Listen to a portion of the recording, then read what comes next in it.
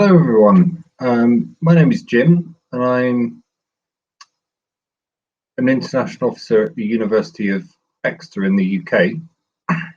So what I'm hoping to do this afternoon, or this evening as it is for you, is just give you a bit of information about the University of Exeter, and talk about some of the program areas that we have, and then I won't talk for too long, to give you the opportunity to ask some questions, anything you like really, about studying in the UK, about career opportunities, anything you like.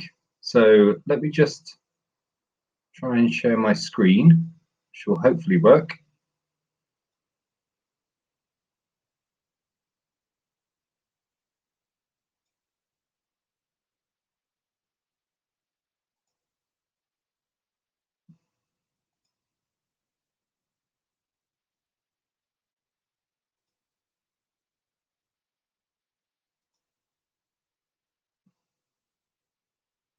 Hey Jim, Hi. please share screen, but okay. Yep, has that come out now? Okay. Yep, brilliant. Thank you. Okay, so like I say, this is just an introduction to the University of Exeter, but I'm very happy to take questions about any aspect of studying in the UK. So about the University of Exeter, we are a Russell Group university, which you may not be familiar with that. The Russell Group is kind of like the Ivy League in the US. It's 24 top universities in the UK who basically do research alongside teaching. So the advantage of going to a Russell Group university is that the people who teach you, your professors and the doctors giving your lectures and seminars, those are the kind of people who are researching in the areas they're talking about. So you get access to the very latest research that is then published in journals and academic papers around the world, and these kind of researchers network with other top researchers all around the world, so it's very collaborative. So like I say, you get access to the kind of most up-to-date thinking on different subjects. So we have roughly 27,000 students from well over 150 countries, so a very global university, and that's reflected in, well, basically the classroom as well as the teaching staff and the alumni. So wherever you come from, you'll meet people from your own country as well as people from countries that you might not have even heard about before. So it's an opportunity to both network and also to exchange ideas and learn about different cultures. And that's part of what going to university is all about.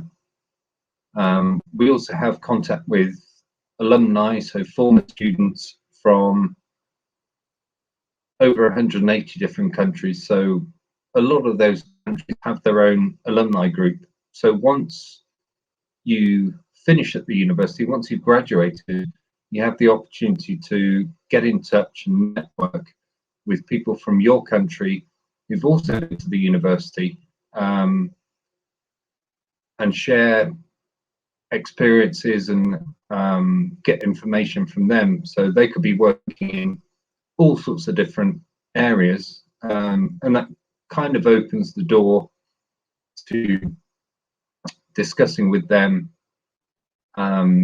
different aspects about your career and where you want to go, and hopefully they can support you in your development of your career, as the university also does as well. So as a graduate of Exeter, you would get access to the career service from the time you graduate until, well, basically the rest of your life. So you always have that link with Exeter, and are very keen to keep in touch with former students and find out what they're doing. So like I say, we also have a very global academic community. They come from just over 100 countries. And so they bring in different expertise, different ways of thinking, as well as the collaborations that they've had in the past. So it's a very global culture.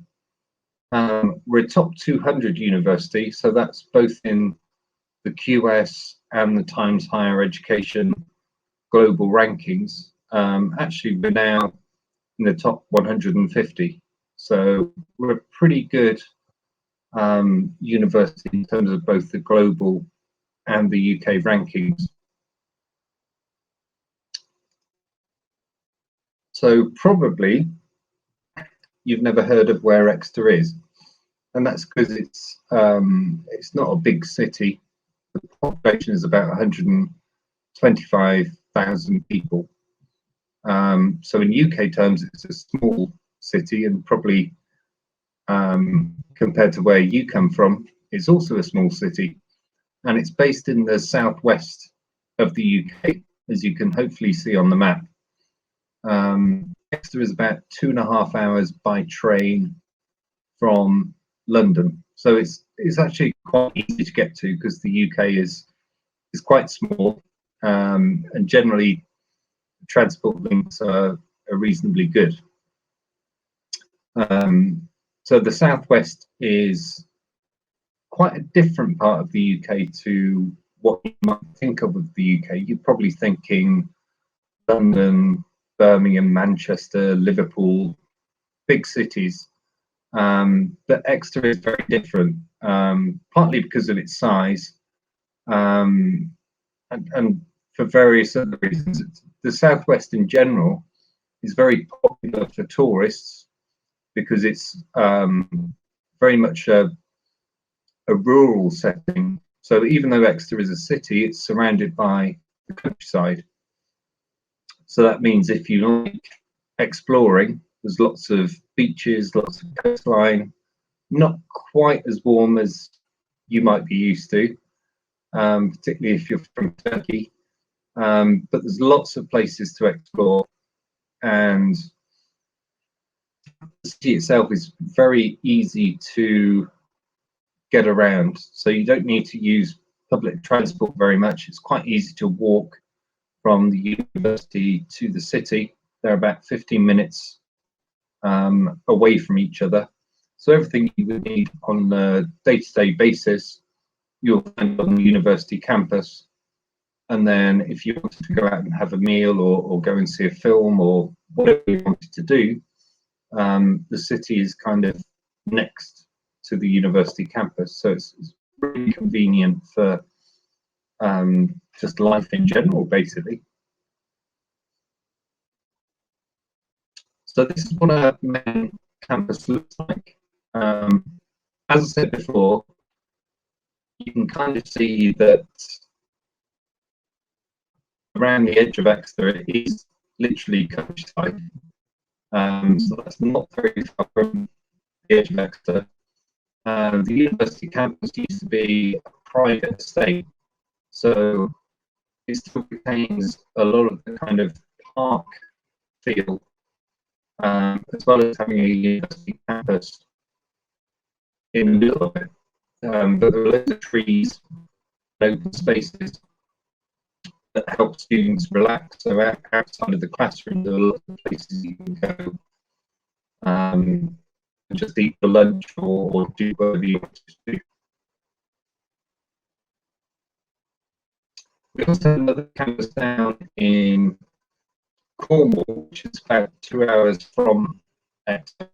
And it's depends on which program the student studies as to which campus they might be on. The Pembroke campus in general, it has a theme of things like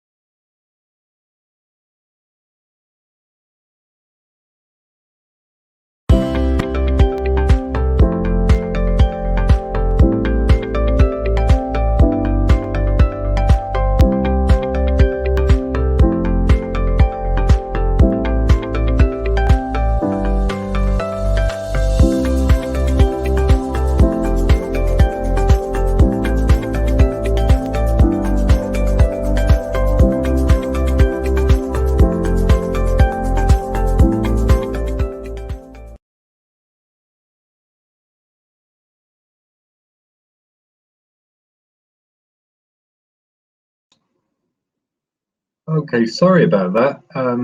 Not quite sure what happened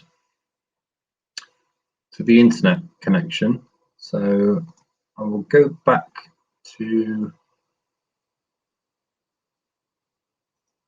the presentation.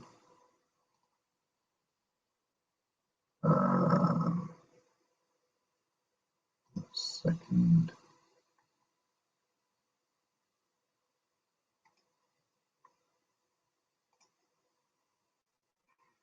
Okay, so hopefully that's now being shared again. Okay, so as I mentioned, we have different campuses, and the Premier campus is the further one down in Cornwall.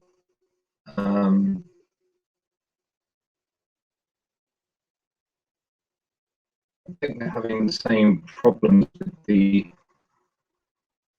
internet.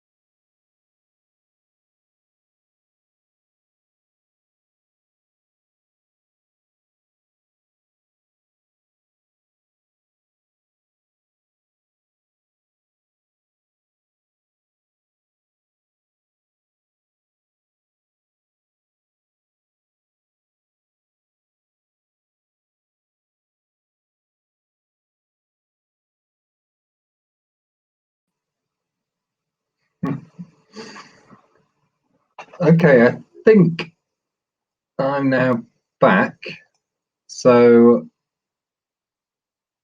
what I will try to do is go through the presentation without sharing my screen, because that seems to be what the problem is. So I'll move on a bit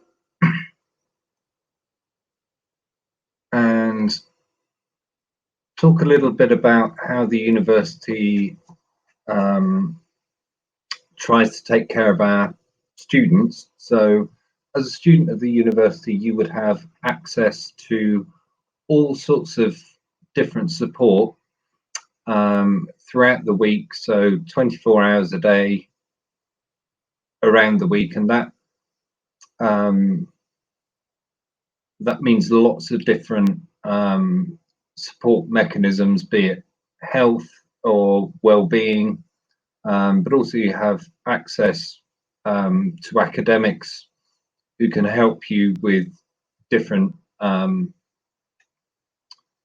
different issues that you have. So you'd always have a personal tutor who is there as your first point of contact, but we also have an international student support team who are there for international students, and I'll talk a bit about them later on. We also have what's called a student staff liaison committee. So if you're interested in representing the students on your program, you can get involved in that committee and feed back to the university, to your lecturers, about issues that students might be having and ways to improve. So we're always constantly trying to make the student experience better and better.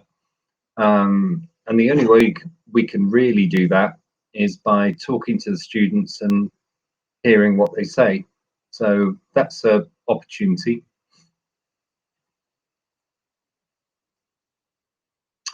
So I mentioned briefly that overall student numbers, roughly 25% of our students are international students. And like I said, they come from all around the world. So they have lots of different cultures, obviously different languages, different ways of doing things. But we kind of embrace the diversity of the student community. So throughout the year, there are various different festivals and celebrations that happen. It's very hard for me to show you this without you seeing the slides, but there's a picture on here of a Diwali celebration, but we have celebrations, like I say, throughout the years for different cultures, different religions. So it's a very all-embracing and diverse community. We also have over 200 different student societies. So outside of the classroom, outside of your teaching, which will take up quite a lot of your time, you also need to relax and to follow up your interests and your extracurricular activities. So through those societies, there's a whole range of different things you can get involved in. You know, most people tend to think about sports, and we have lots of sports societies, but that's not the end of it. We have societies that get involved in arts, music, drama, the outdoors, all sorts of different things. So whatever your interests are, you can get in touch with those societies. We also have international societies, so we have a whole range of different international. Really have to come from a particular country. If you're interested in the culture of a different country, you can join their society to find out more and make friends with people. So clubs and societies are a really, really good way when you first arrive at whichever university you go to make friends outside of your kind of circle of people that you will get to meet on your study program or within your residence. So I would really encourage you, like I say, wherever you go, to join 2 or 3 different societies, just so you can have a wider group of friends and just socialize a bit. So you may have heard about this, but in the UK, students from this year onwards allowed to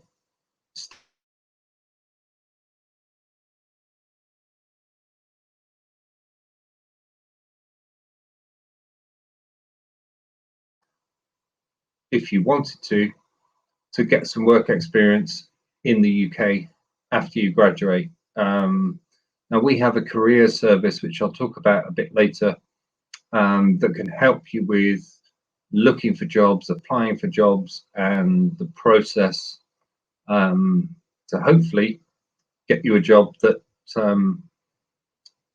you can take up after you graduate. The only thing with this graduate route is that just before you graduate, you would need to apply for a new visa. So your student visa will become expired once you finish your course, but you can apply for this new working visa. So at the university, again, I can't show you this because it's on the slide, but we have different colleges. So we have 6 roughly equally sized colleges. So we have engineering, maths and physical sciences, humanities, life and environmental sciences, social sciences, a business school, and a medical school. So depending on what subjects a student chooses, they are effectively based in one of those colleges, and they look after you. Like I say, the academics become your personal tutors, but also there are support staff who will help you with things like registration, handing in assignments, that kind of thing. So you do kind of have a home, if you like, depending on what you study.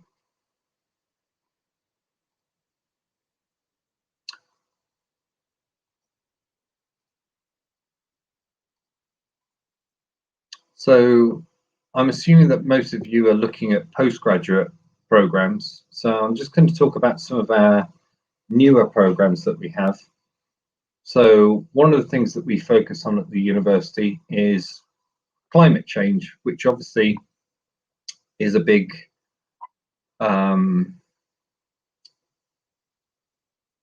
thing around the world that people are very concerned about. It depends from place to place as to how it's viewed. You know, some people are skeptical about it, other people are very much more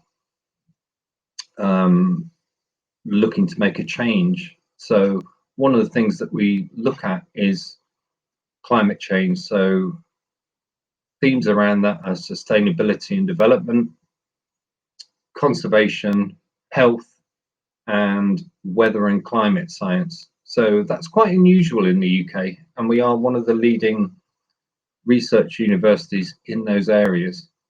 Another area that we've recently developed is around creative industries. So things like innovation and business, contemporary art, film business, and publishing.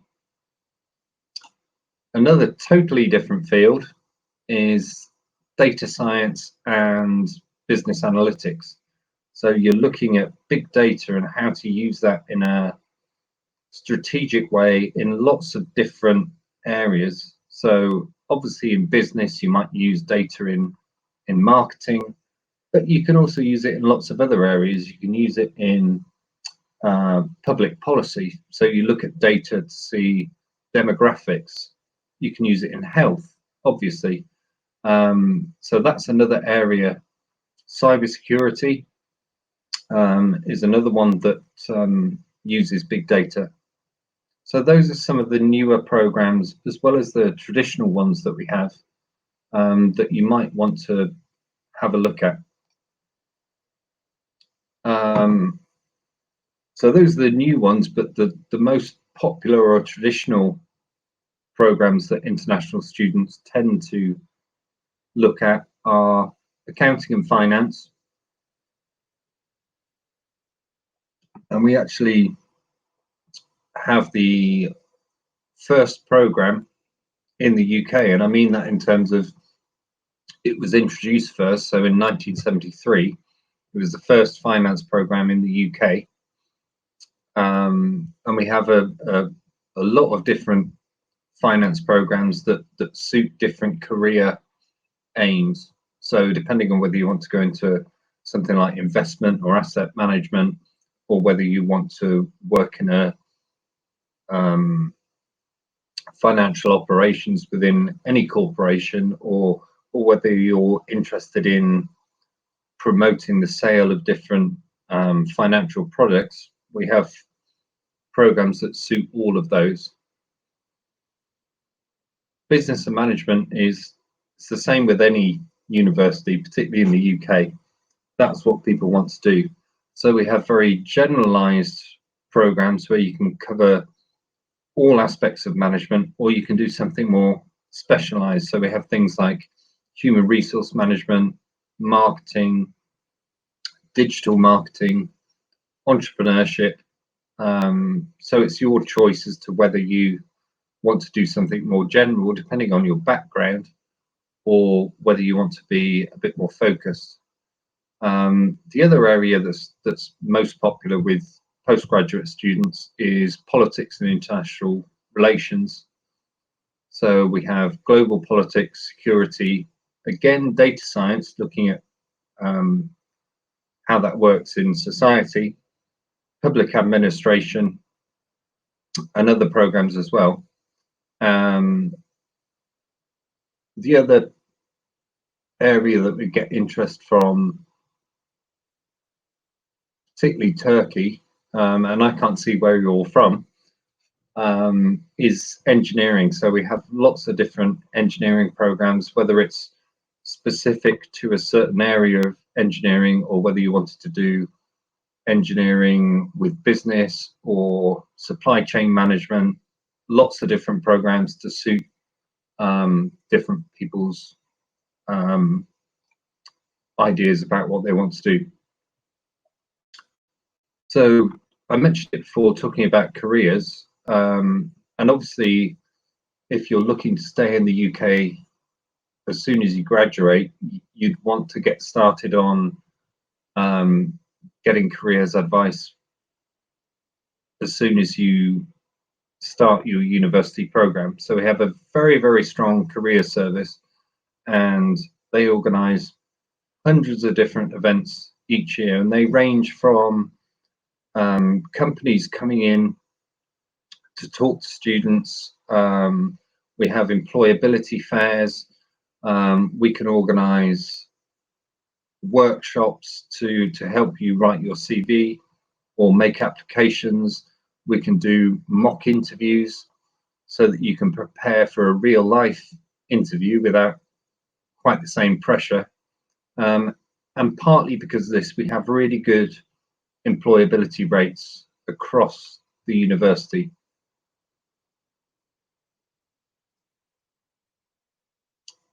And we have, like I say, we have careers fairs, and we have a wide range of different companies that we have contacts with who attend those fairs because they're looking for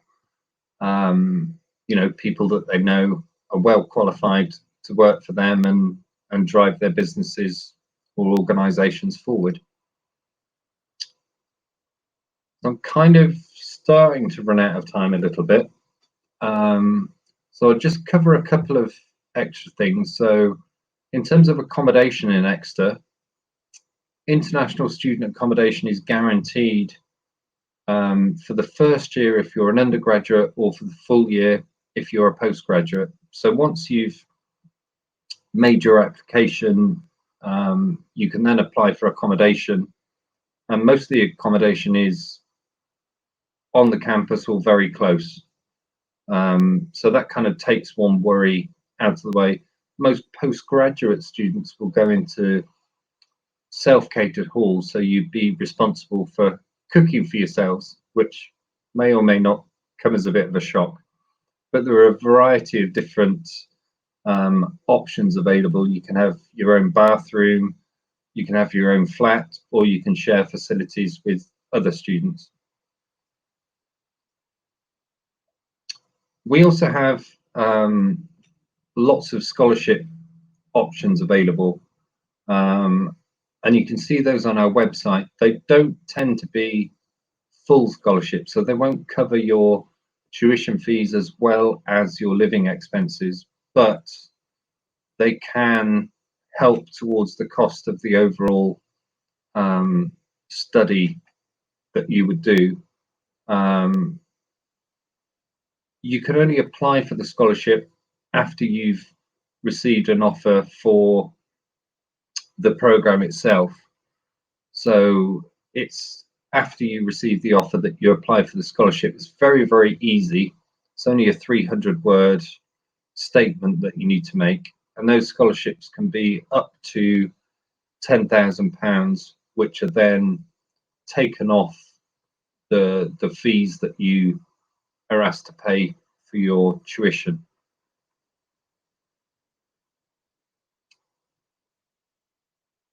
The entry requirements will vary very much from program to program, so you would need to look at our web pages to see what the requirements are. We also, because they're stated in UK terms, which won't make much sense to you, but we have a page for students from all over the world. So there's a country page for many, many different countries, and you can see how that relates to your GPA or your score in whatever degree you've done. So hopefully that will give you a good guide as to what's required. Some programs you don't need to have studied a relevant subject beforehand. Generally, if you're doing sciences, you would need a background in sciences or in languages if you wanted to do languages. Most of the business programs, you can come from any kind of background, but have a look at what the requirements are, because that's really, really important in order to get an offer. And in terms of the English language, which is the other main part,